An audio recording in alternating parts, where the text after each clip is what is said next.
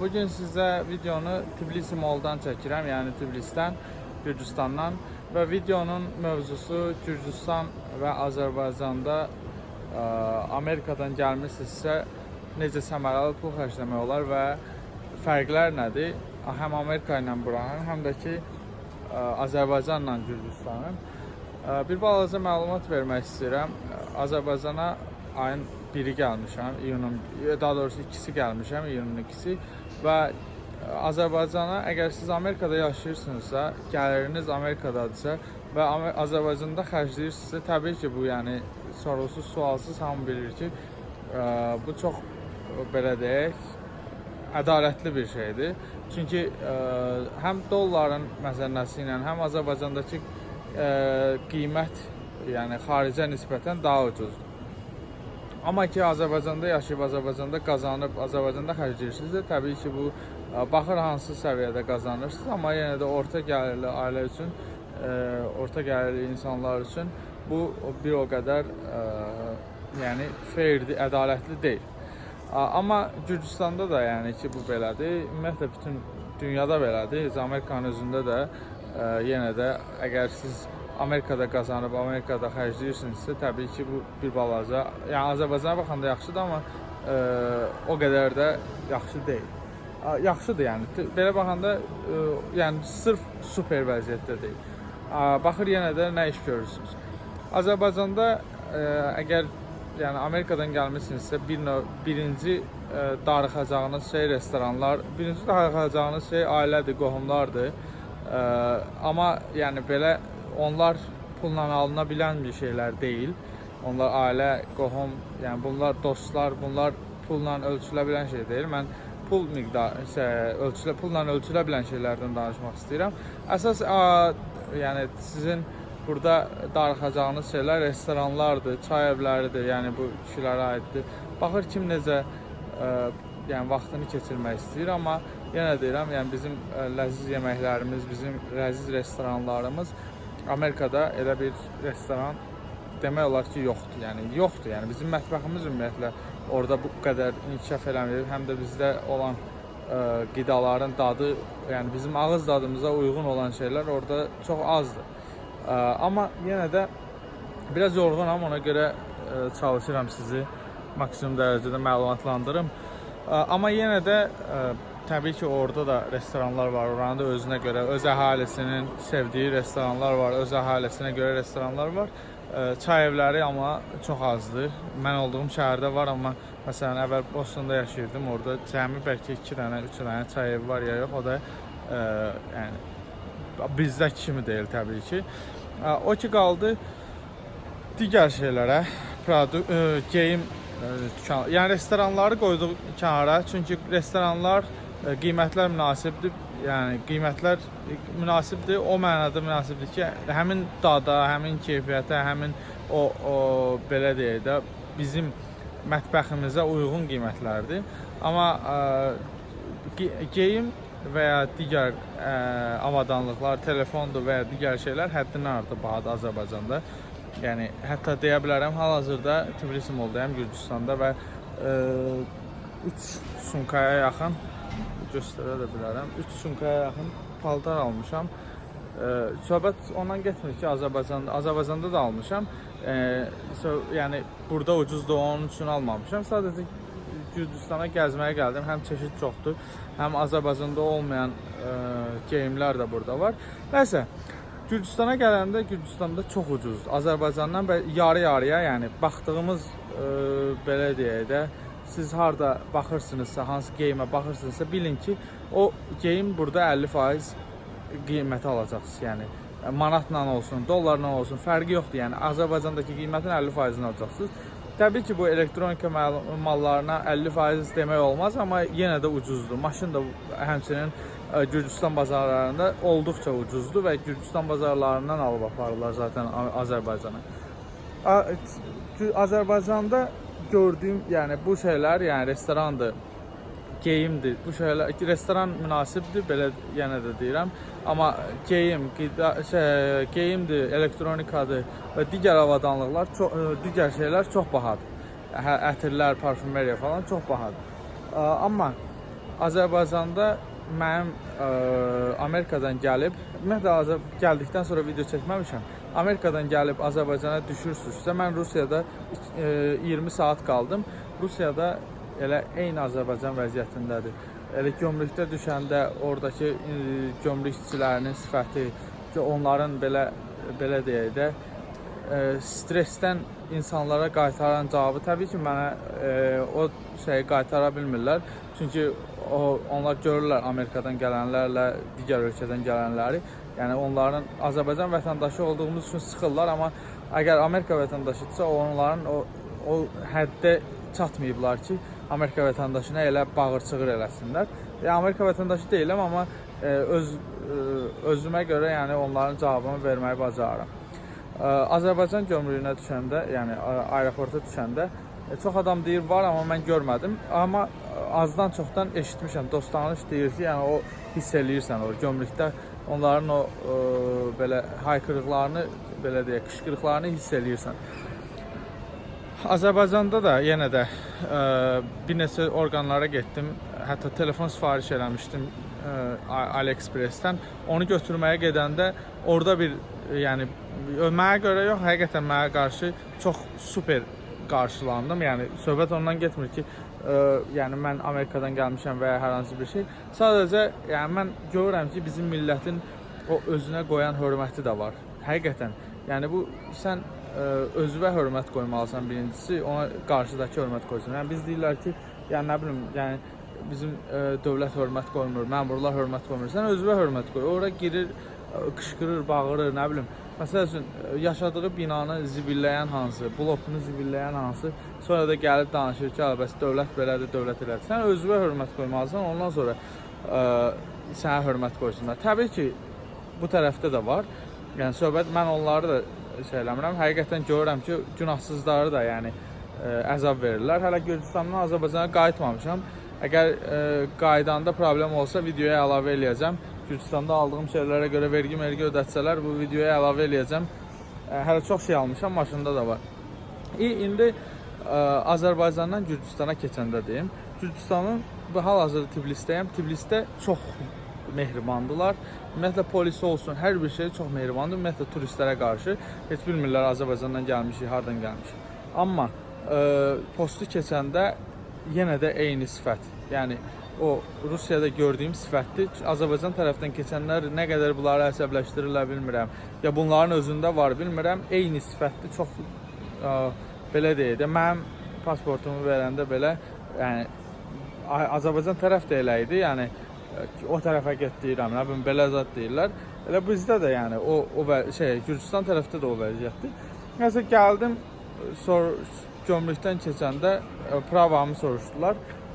Bu prava məsələsini də bir dənə deyəcəm. Maşınla keçirdim. Maşın etibarnamə mənim adım olduğuna görə prava istədilər. Pravanın da yəni sürücülük vəsiqəsində Amerika sürücülük vəsiqəsi verdim. Mecnun dedi. Dedim, Allah hamısı oradadır. Yəni bu yəni başqa pravam yoxdur.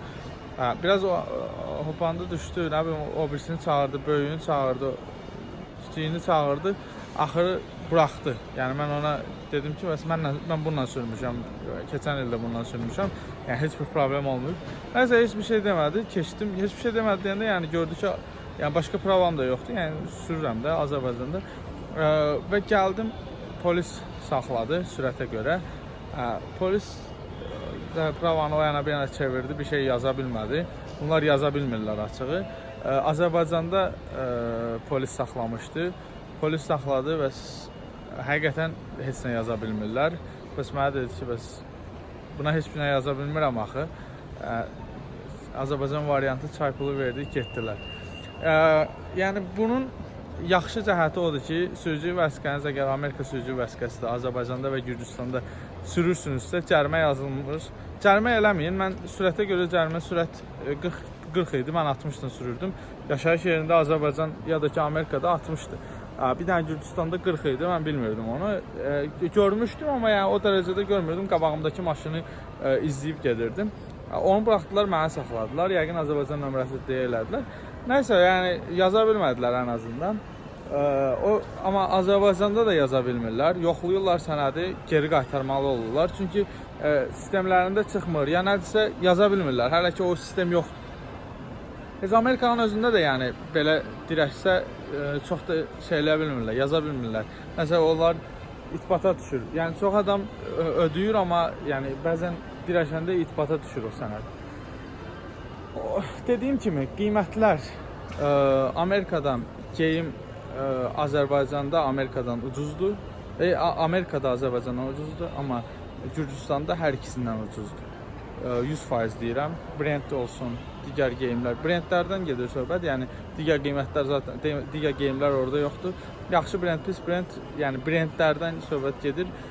Birinci yerdə ən ucuz yer Gürcüstan, ikinci yerdə Amerika, üçüncü yerdə Azərbaycan. Bahatılığına görə ən bahası, bəlkə də bölgədə ən bahalı yer. Ona görə mən məsləhət görmürəm. Məsləhət görərdim deyim. Mən özüm məsəl üçün əgər Azərbaycanda yaşasaydım, gəlib buradan alardım. Təbii ki, xeyri Azərbaycana versək daha yaxşı olar. Amma o xeyir hara gedir bilmirəm, amma buradan aldığımız geyimlər eyni geyim 2 qat pul, yəni 15 manata bilet. Məncə əgər normal geyim alırsınızsa, çox alırsınızsa, məncə maşın da sürməyə dəyər. Olmasa məsələn avtobusdan və ya qatarla da gəlib buradan almaq olar. Təbii ki, bunun xırdaçılığını eləmək istəmirəm. Gəzmək də olar. Yəni Kür çayını yanından keçmək də olar, parkları gəzmək də olar. Amma yenə deyirəm, ucuzluq burada superdir. Mən də bir neçə geyim alıram ki, orada rahat şəkildə geyinim. Çünki o bahaçılıq söhbəti də deyil. Amma inşallah Amerikaya gələnlər görəcəklər ki, bizdə olan çeşid Azərbaycanda eyni marka olsun. Yəni, nə istəyir olsun, Azərbaycanda olan çeşid və ya Gürcüstanda olan çeşid Amerikada yoxdur. Gözəlliyə görə həqiqətən yoxdur. Yəni mən indi aldığım şalvarı gedib oradakı Amerikadakı mağazaya da baxacam. O çeşid Amerikada 100% yoxdur. Çünki mən həmin dükanları gəzmişəm və o elə bir şalvar görsəydim onu alardım. Elə bir kofta görsəydim onu alardım. Amma yoxdur. Yəni 100% əminliklə deyə bilərəm ki, yoxdur. Ona görə mən buradan alıram və yəqin ki, bundan sonraki geyimlərimi də yəni ya Azərbaycandan ya buradan alacağam.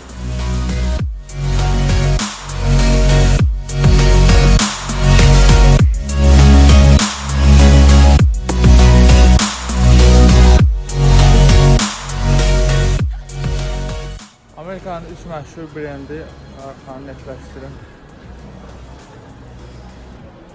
Subway, Dunkin Donuts, bir də Windy. Bu üç məşhur brendi görürəm burada, amma Azərbaycanda bu üçünün heç biri yoxdur. Hətta o tərəfdə başqa restoranlar da var, Amerika brendi olan. Söhbət Amerika brendindən getmir. Söhbət məsələn Burger King falan Azərbaycanda var. Amma mən viza görüşünə gələndə bu restoranları görməmişdim. Bu restoranların olmağı yaxşı bir şeydir. Çünki məsələn mən kofe içmək üçün ən azından bildiyim yerdir bura. Kofe, ya Starbucks ya bura. Starbucks burada görmürəm, amma Dunkin Donuts var. Yəni məncə bunların Azərbaycanda olmağı daha maraqlı olar. Amma ki Dunkin Donuts'ı bilənlər, məsələn Subway və ya Windy'ni bilənlər Amerikanlılardır. Amerikanlılar da Azərbaycana gəlmirlər, heç Azərbaycanı tanımırlar. Ən azından Gürcüstana gəlirlər. Burada qatar vağzalıdır, səhv eləmirəmsə. Həm də ki mağazalar var. LCYT-dir, nə bilim, qızıl mağazası, elektronik mağazadır. Burada girmişəm içəri, bəs nəyinsə qiymətini soruşurdum telefonlardan. Prosto maraqlanıram. Nəysə ingilis dilində də soruşuram. Rus dili zəif bildiyim üçün ingilis dilində soruşuram. Bunlar da ingilis dilində bilmirlər. Nəysə soruşdu, birisini çağırdı. Dedi ki, bəs türk dili bilirsən? Dedim, ha, türk dili. Biraz türk dili danışandan sonra bu da sən demə Azərbaycanlıymış, Gürcüstan Azərbaycanlısı. Bir də biraz münasibət yadandan sonra qayıtdı ki, bəs Müslümansan müəlləm? Dedim, ha, daha maraqlı deyirlər. Qaqaşla nəsə dost olduq elə bil.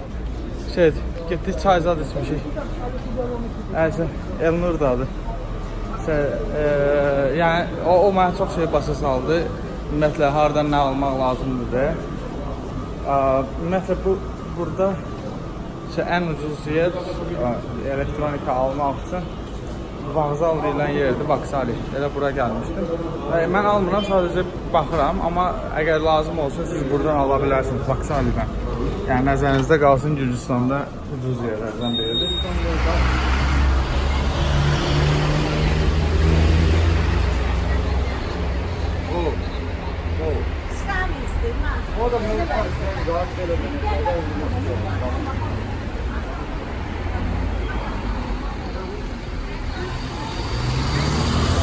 Bir de Gürcüstanda ayran tapmaq çox çətindir, amma burada arxamda Qarabağ.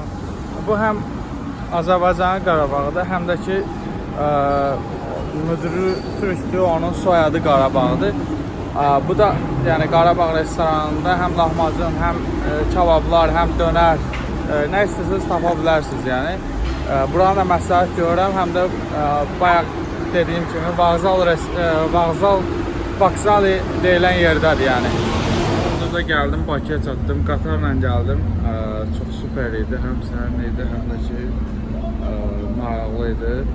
Maraqlı deyəndə, yəni rahat idi daha doğrusu, yatmaq olurdu. Avtobusdan və ya maşından daha rahat idi.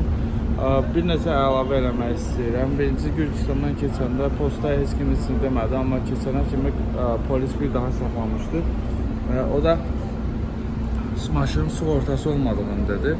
Mən bilmirdim həqiqətən, çünki maşının özünün sığortası var, amma bunlar dedi ki, bəs sən əgər ölkəyə girirsənsə 30 lari əlavə sığorta keçirməlisən ki, maşını Gürcüstanda sürəndə problem olmasın. Mən dedim ki, mən heç kim xəbər eləməyib və heç kim deməyib, dedi görməyib, deməli idilər. Demədiklərinə görə də 100 lari cərimə yazdılar. Dedilər ki, gömrük keçəndə ödəyəcəksiniz. Heç kim də gömrükdə yenə də keçəndə demədilər. Çox güman ki, bir daha ölkəyə girəndə deyəcəklər. Amma hələ ki, heç bir şey yoxdur. Bu bir. İkincisi, American Express. Bundan əvvəl mən kart videosu çəkəndə Amex, yəni ki, American Express kartı barəsində video çəkmişdim. Həmin o videodakı kart Azərbaycanın heç bir yerində keçmir. Bir dənə Azərbaycan hava yollarında, yəni Azalda keçir, o da 100.000 dərd bəla ilə. Amma Gürcüstanda hər yerdə American Express'dən alışveriş eləmək olur. Hər yerdə dediyimdir. Yəni mən Tbilisi Molu və bir neçə restorana getdim. Yəni hamısında da American Express'də ödəmək olur. Bu çox böyük bir fərqdir. Çünki American Express demək olar ki, bütün iri ölkələrdə və turizm ölkələrində var və turizmlə istifadə edən, yəni turistlərin çoxu American Express istifadə edir.